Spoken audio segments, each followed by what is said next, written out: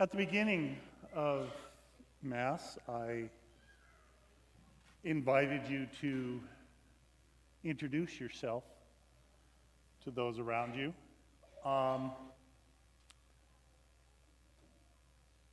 And I'm guessing that because this is a friendly, outgoing parish, that for the most part we did that. But I'm wondering if some of you used an alias.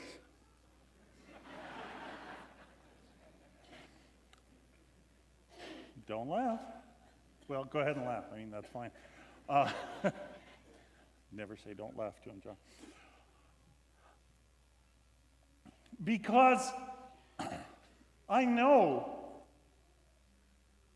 for many of you what your name really is.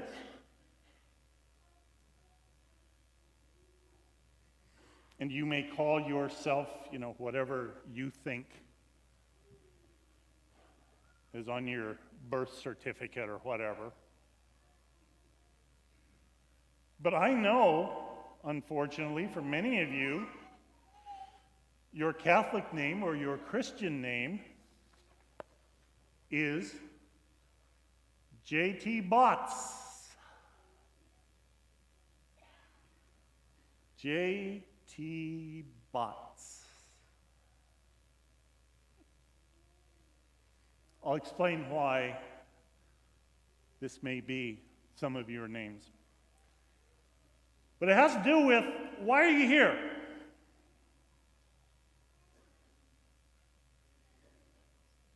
Why have you come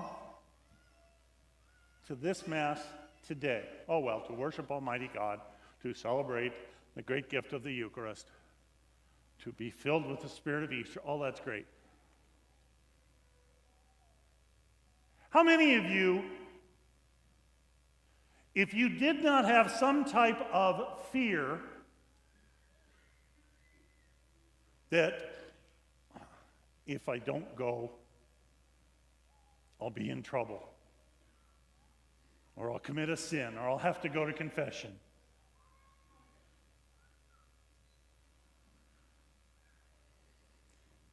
If that's your attitude, hello there, J.T. Botts.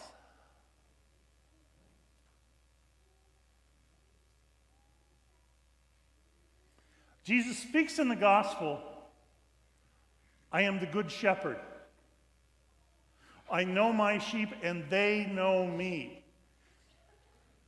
And I read something interesting this week. This particular commentator, he talked about the fact that when it was the time of Jesus, they didn't have sheepdogs. That in fact,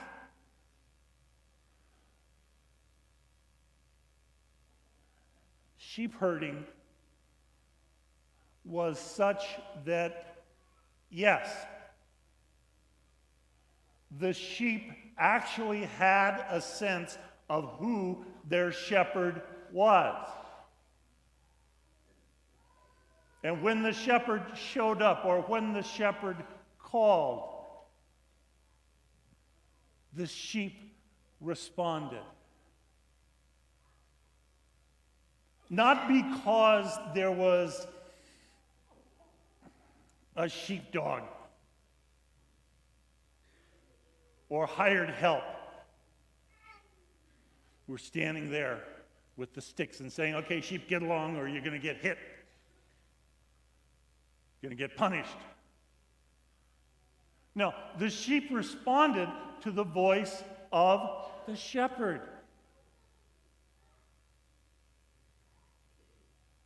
Not out of fear,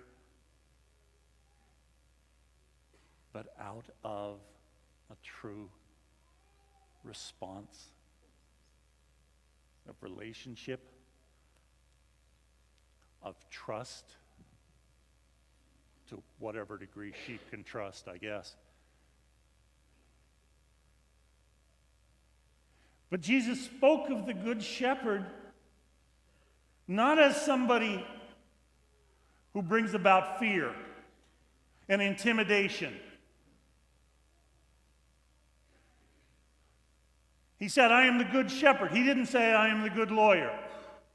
Nothing against those of you who are lawyers.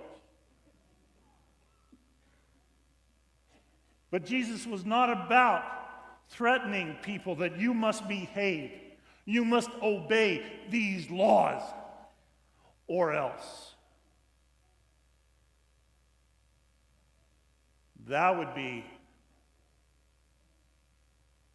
what I would call a sheepdog approach.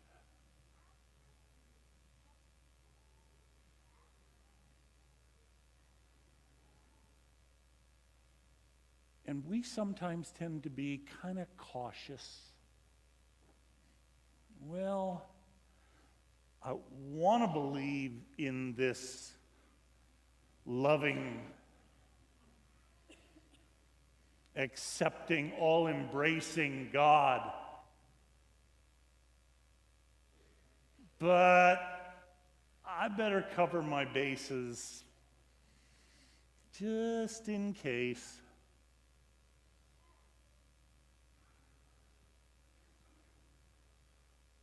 And it's that just in case that holds us back.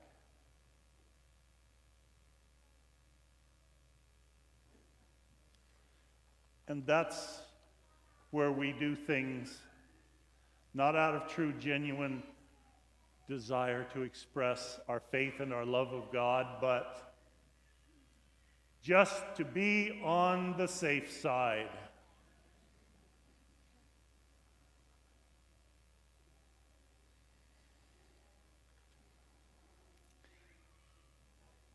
Faith requires us to take a chance, to truly believe. But it can't be half-hearted. As the saying goes, you can't leap a 20-foot chasm with two 10-foot jumps.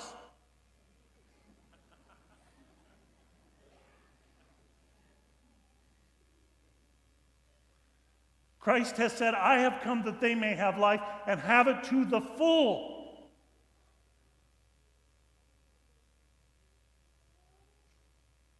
He didn't say, I have come that you may have life. And if you're afraid and want just a little bit, well, I guess that's okay too. No, he didn't say that. But we, for whatever reason, we have been taught to fear, to be uncertain about the very God who has loved us so much that the Good Shepherd has laid down his life to show us that love.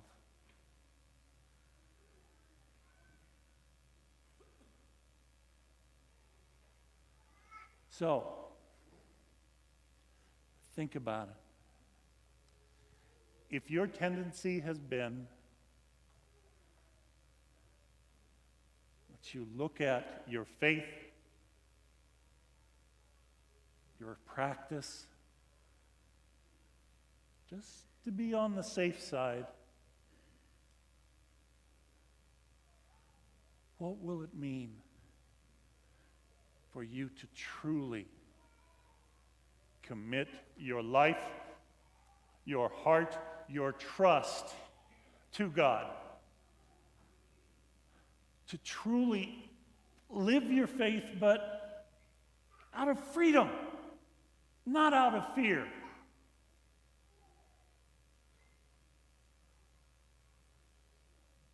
It takes a leap of faith.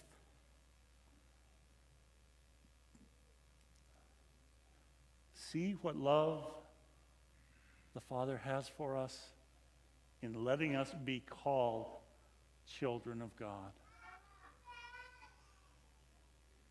And being called children of God is much better than being called J.T. Botts.